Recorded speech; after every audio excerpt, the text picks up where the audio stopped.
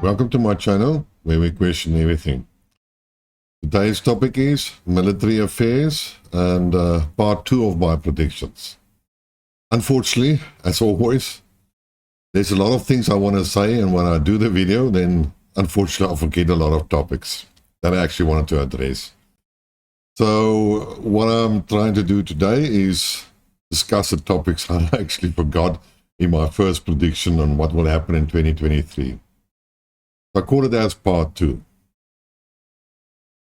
Well, I've listened to a couple of videos of Scott Ritter and even Douglas McGregor, and I've reviewed speeches that Putin has given. And a lot of things were actually said that makes a lot of sense to me, and I actually have to agree with some of the items that were discussed.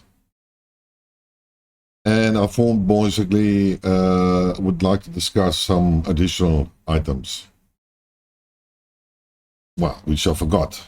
Well, the first thing is basically the Russian defense, or Putin, has said that they will increase the Russian military, to 1.5 million soldiers. And that is basically a standing military that will be created. And one had to ask, why would he do it? And there's a narrative that it was that Russia is losing in Ukraine and therefore need more manpower. But I don't believe it's that. If you look at how Putin has reacted, and if you look at the recent events since February, well, actually since December last year, Russia was concerned about its own security. And it wanted security guarantees from NATO and America based on the slowly creeping of NATO to the east and incorporation of previous Warsaw Pact countries. And the final straw was basically, well, not the final, but then it was Georgia. That was a warning sign. And basically, and then Ukraine. And there was a clear coup in 2014. And the civil war started in Ukraine. And NATO was involved, and NATO trained Ukrainian troops.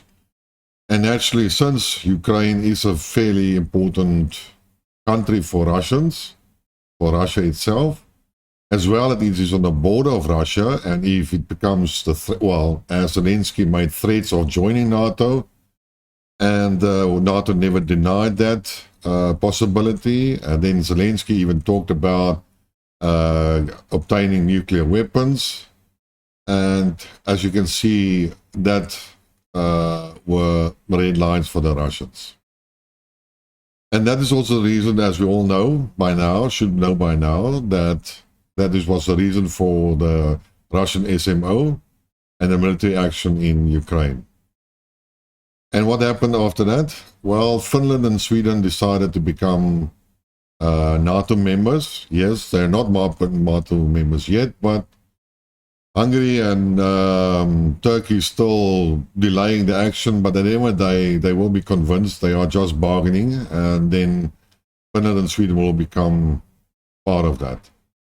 And that is the reason why, one of the reasons why Russia now has to increase its military, because now, if Finland becomes part of NATO and it's not a neutral country anymore, then it becomes a threat, and Russia has to react. And therefore, Russia has to assemble or station troops on the Russian-Finnish border. That is a natural thing. And in the video that I actually looked about from Scott Ritter, he mentioned that it would be airborne and Russian Marine troops that would be stationed there. And those are, he calls them expeditionary forces. I would rather call them mobile forces. So they will protect the Finland border, or the Russian border on the Finland. And if they are needed in any other type of scenario, then they can quickly be mobilized and move to that area of choice. And if they are finished there, they can usually move then backwards. So it's basically a very mobile force, but it was necessitated by the non-neutrality of Finland, and therefore basically that's why the Russians had to increase their military forces, and it will also entail certain missile systems and armor and targeting nuclear forces onto Finland and etc. etc. So I believe that is the main reason. However, there's a second reason as well, and that is because NATO has become aggressive and NATO didn't want to provide any security guarantees.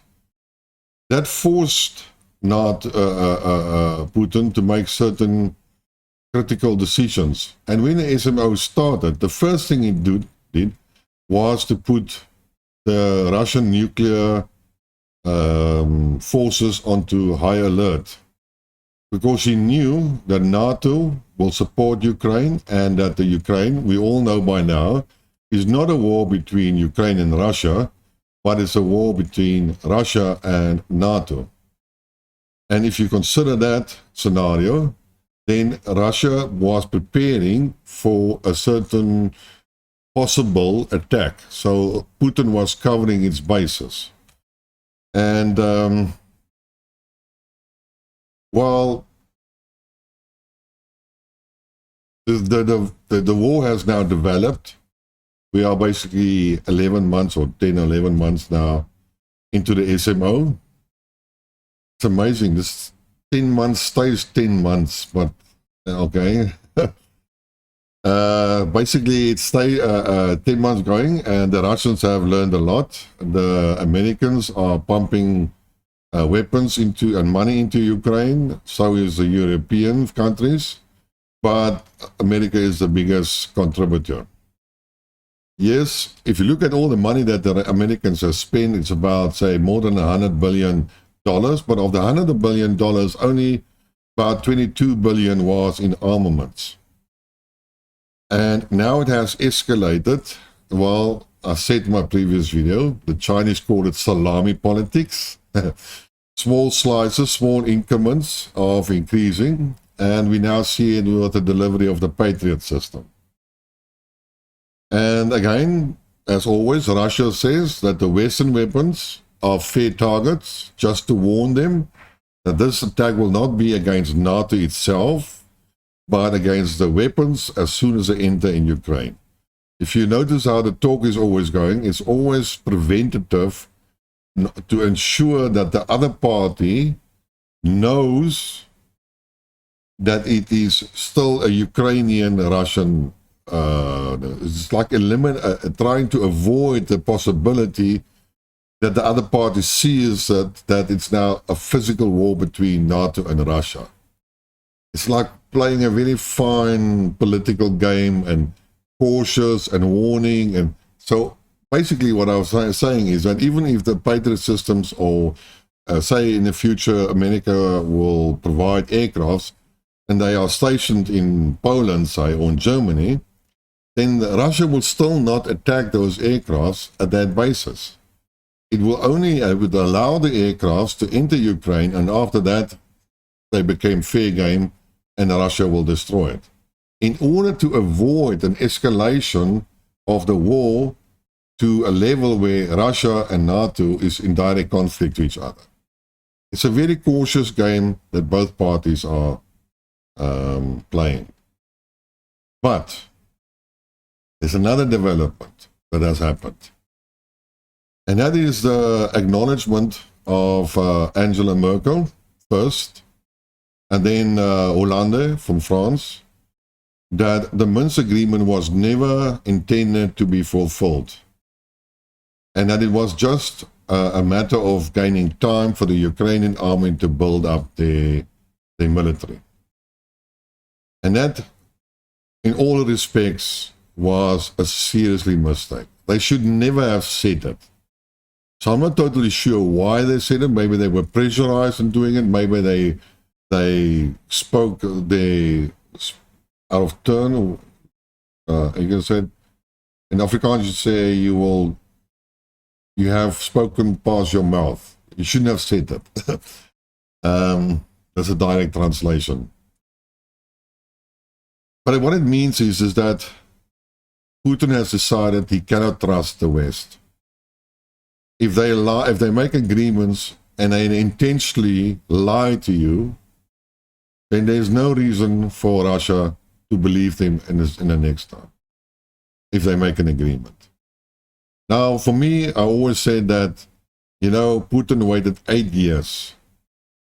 And it was clear from me after 2 years, 3 years, that the Minsk agreement will never be honored. But for some other reason, Putin stayed positive and he believed the Minsk agreement will be but there was no real threat. You can argue on two sides. You can say, yes, Russia needed preparation to prepare its economy and its military in order to sustain the onslaught that the West has now done in 2022. So you could have argued like that, but at that stage I always thought the Minsk agreement will never be implemented. You cannot trust the West. You have seen that America violated every treaty that they have ever signed. And even when Donald Trump withdrew America out of the JCPOA with Iran, the flags were raised. You could see nothing. And then you can see also France and Germany made never an effort. And then you saw the OSCE that was supposed to monitor the conflict between the Donbass and the Ukrainian army. And you could see there were daily bombings, but nothing happened of that. And then you can see even a visit from the IAEA, all these, the Atomic Inspection Authority, when they went to Zaporizhzhia and so on. They could clearly identify who was the culprit and who bombed for whom, but they refused to do that. So you can see, the report was written in favor of the West, which they should never have done. You can see that all these institutions were captured by the West. They had no credibility, but still Russia always insisted on international bodies, even if they were captured. We can see it with WADA now as well, with athletics and sports doping stories, which is total a farce in any case. But that's not the point. And I think that Putin has now made a decision, a final decision. I think Putin has now raised again the Iron Curtain. And he has moved troops to Belarus, about 9,000 troops. They have now integrated, or they want to integrate, the Belarusian army and Russian military doctrine, so that Belarus will be incorporated and be in, just like NATO, in the Russian strategy and command and control and all the other facets that go with it. So they can incorporate Belarus. They have delivered the S-400s to Belarus in order to prevent any NATO attack from Poland, basically. And now there's even talk that Russia will position some nuclear arsenal in Belarus itself, on the same principle as America is stationing some of their nuclear bombs in Europe, the B-61, etc., etc. And Russia has improved a lot of their nuclear armament and modernized it, so it's now more superior to the West than ballistic missiles. They have also developed the hypersonic missile and the long-distance cruise missiles. And basically what is now happening is that Russia has seen the behavior of the West, and they know, which I will get to now, that NATO will escalate the war or the military equipment deliveries. The Russian army had made a lot of mistakes at the beginning of the SMO, and I've pointed it out many times. And if you look at the time lapse of the war, then you can clearly see that somehow some of the strategies didn't make any sense. And they had to retreat. Yeah, tactical retreating. Yes, you can call it tactical retreating, but it was mistakes that were made, and they had to unfortunately withdraw from the battle and move backwards. And that is what's happening. And they still haven't conquered the rest of the Donbass. They still haven't prevented that the Donetsk city is out of the bombing range. They still haven't Zaporizhzhia secured the nuclear plant. They lost Kherson city and still have to do the Kherson Oblast. So there's a lot of work that still has to be done. But in his speech on the 21st of December, Putin made it clear to his commanders and to his military heads that they must go back, they must study what they have done wrong, they must study the weapons that the West has given Ukraine, they must study whatever weapons they need or what was missing in the and how the Russian weaponry performed. And they must adjust their training, they must adjust their strategy and doctrines. And that was very clearly explained and told to them. And Putin, in my opinion, put a lot of emphasis on that. And then the most important thing that he said, whatever you need, whatever the Russian military wants, they will get. Whatever. So if the Russian army says, I want 5,000 suicide Lancet drones, they will get it. If they want 1,000 Kinshal missiles, they will get it.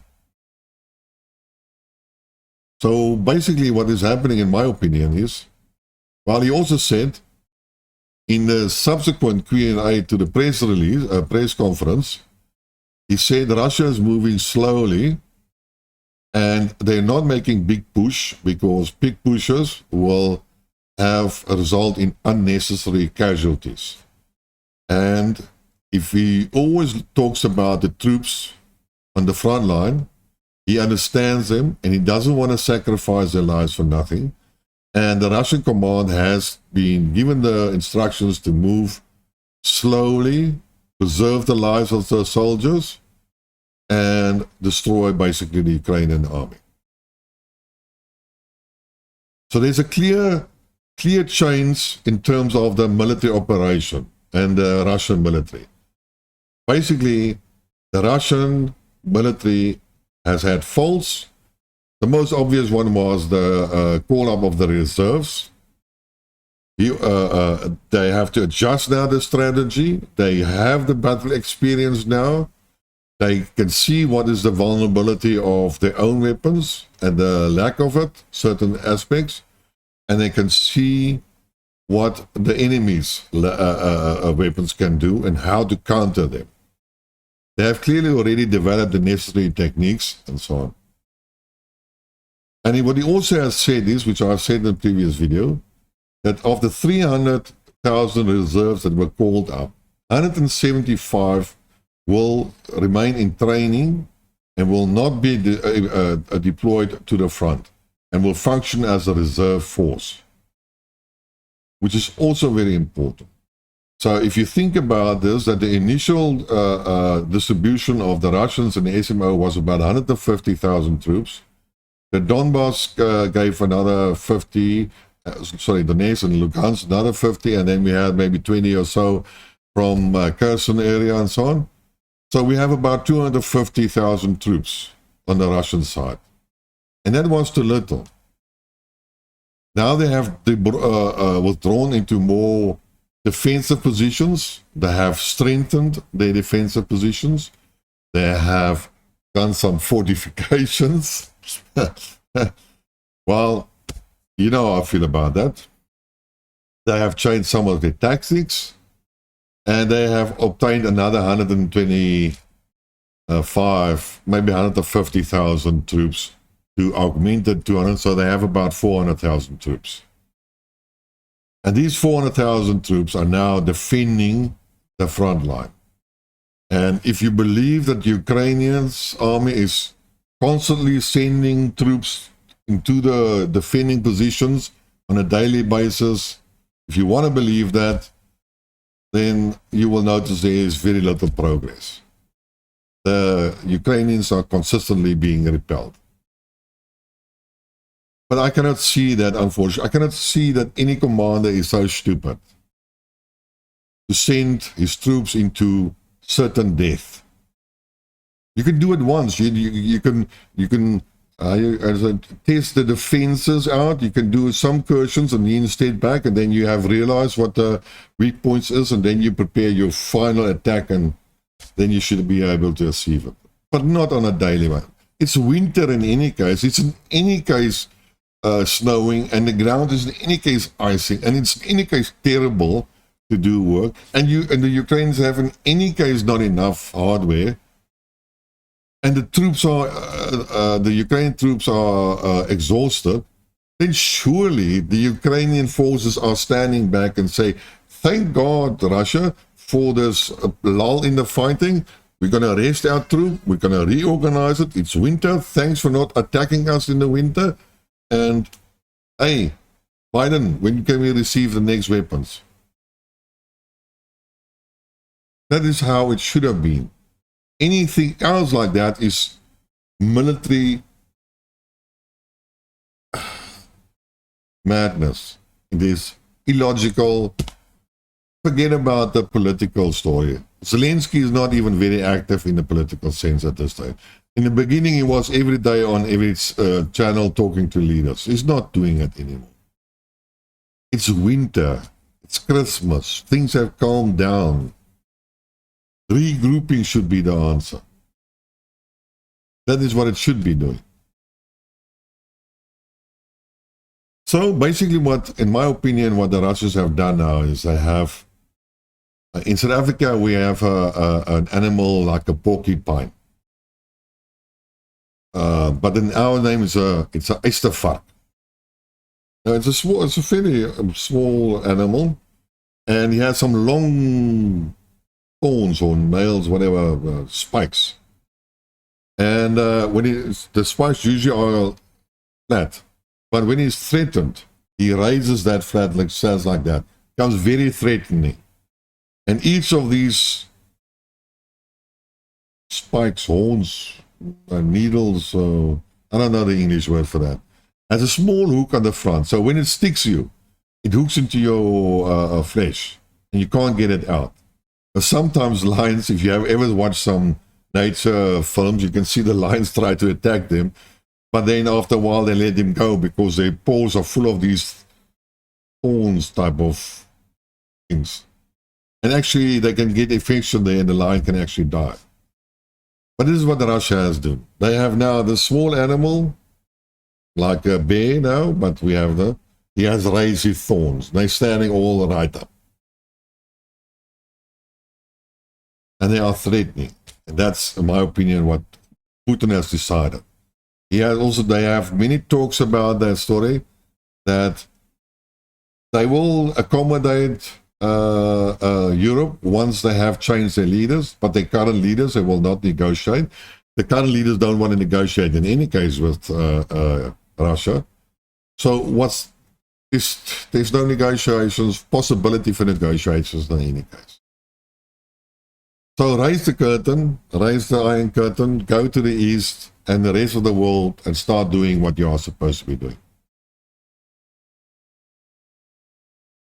And all this reorganizing, replanning, getting the proper strategies and tactics in line, getting the weapons upgraded for the current conflict, especially the UIVs in terms of surveillance, integrations in real time of the UIVs of the positions of the enemy into the fire control units, can all be done. And Putin said it can be done now, today.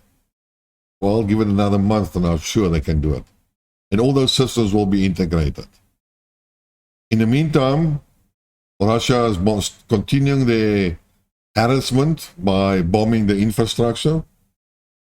Because Russia could have done it a long time ago. They could have started the instructions of the railway networks, bridges in the West a long time ago. They could have prevented all these weapons or NATO weapons of ever reaching the front by destroying the breaches in the east, in the west of Ukraine. Why did they never do it?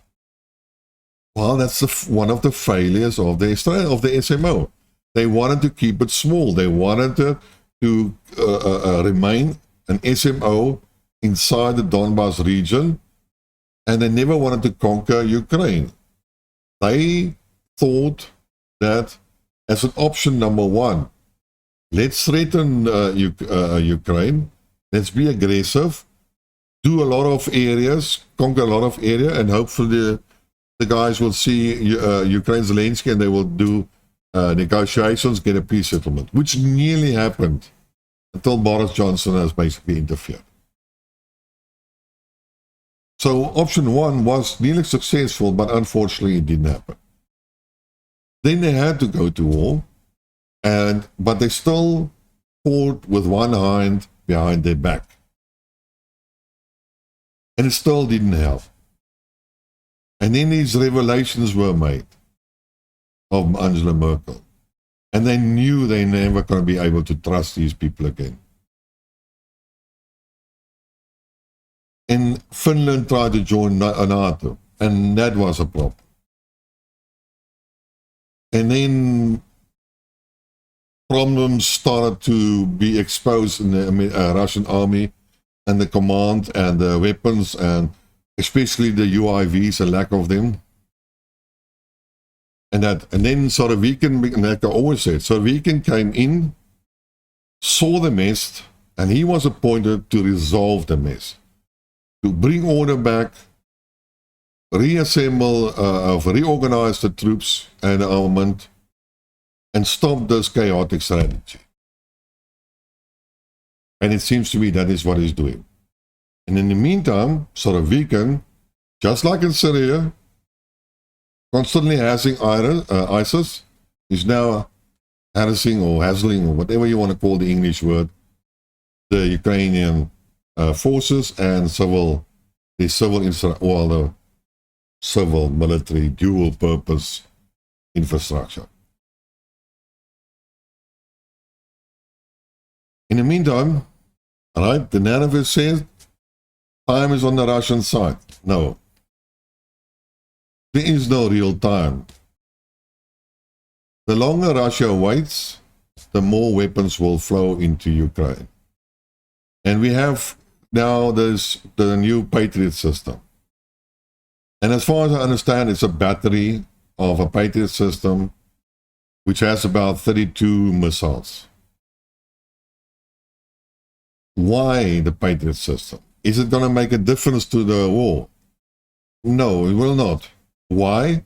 Because the Patriot system was designed to destroy aircrafts and ballistic missiles. It's not designed to destroy a cruise missile or a UIVs. So what's the purpose about that? The Russians are not flying in the vicinity of Kiev. The Patriot system has 150 kilometers limit, so you cannot cover the front. So what's the purpose? And according to Colonel Douglas,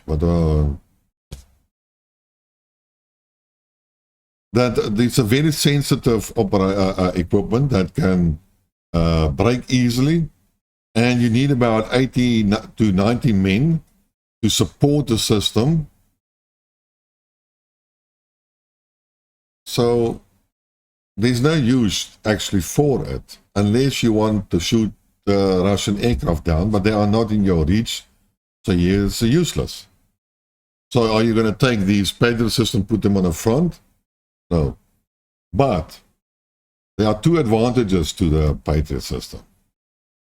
The first is, just for having it will make the Russians think twice of launching their aircrafts in a certain area, because they don't know where the Patriot system is.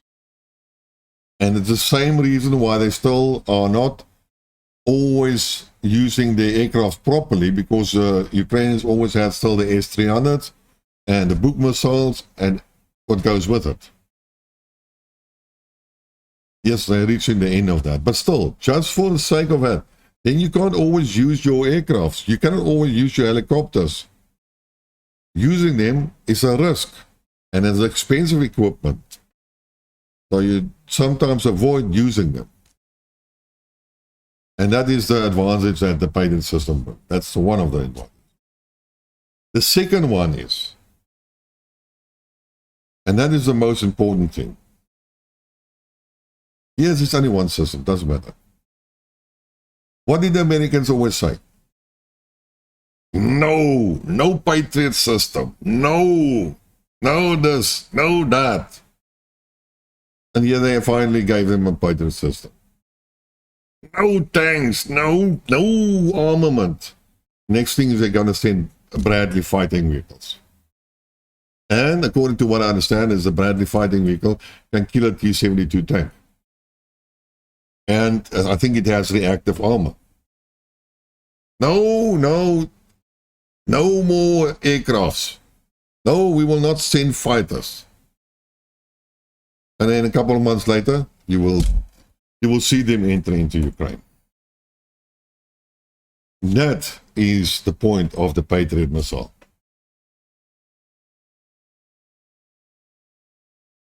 Its military usefulness, not that much. But its psychological influence, both on the Russians and on the Americans, NATO. Just remember, so America gives them one.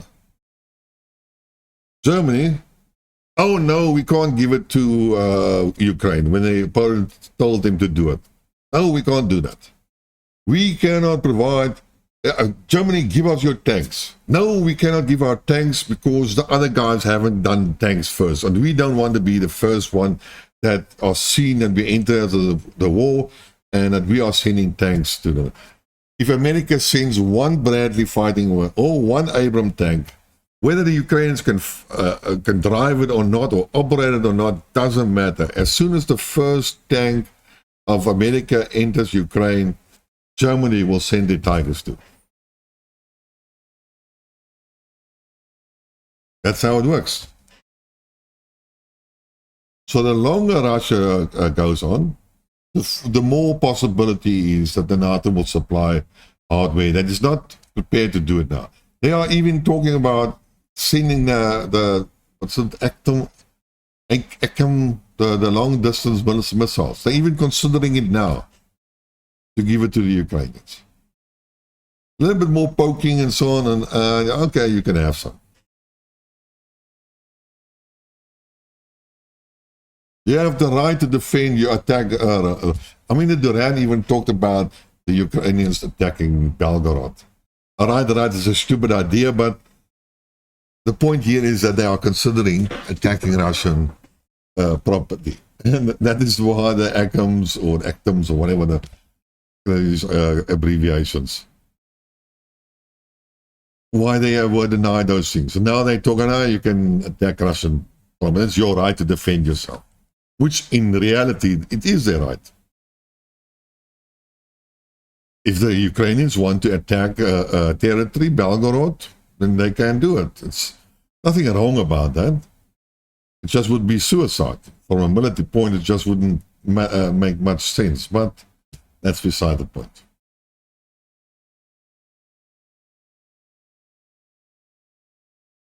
So again, the Russians don't want to escalate the war. They don't want to lose men. They need time to regroup. They need time to update their strategies. They need time to develop new and adjust their weaponry. And after they have done that, they will probably initiate an offense. But this offense will not be just a simple tank battle. This will be an integrated push to the east. If I was them, I would have done a similar like a blitzkrieg operation. I would have done it in the area of Izium, Libya, if I understand the terrain is suitable for that.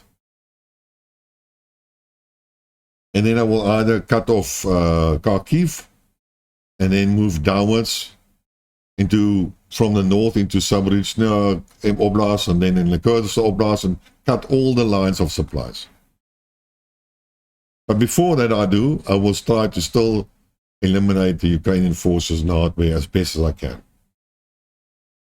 In the meantime, unfortunately, NATO will push forward and send Ukraine more weapons and be able to manufacture them and get suppliers to them and mobilize their military industrial complex to produce these weapons. So this is not going to be over by next summer. It's not going to even be over by end of next year. But Putin has put his thorns up. And NATO better beware on what they are planning to do. Because Russia has basically said that's it. We don't trust you anymore. We are preparing ourselves that you will invade us, try to invade us, and escalate the SMO into World War III. And in the meantime, we will still sell you some stuff, yes, and so on, but your intentions, your credibility in the West. And I think also Russia has finally realized that the feeling of the West towards Russia in terms of the old Soviet Union is still too much, that they cannot accept Russia as being part of Europe as a friend. Maybe in 20 years or so it might change, but then we need the new generation to be in control. People that they have forgotten what the Soviet Union was. And the Cold War and all the stuff that went with it. Anyway, guys, this is what I wanted to say. Hopefully I didn't forget something else again. Yes, that's it. If you like what you heard, please subscribe, tell your friends, spread the word. If you don't agree, leave a comment. And until next time, cheers.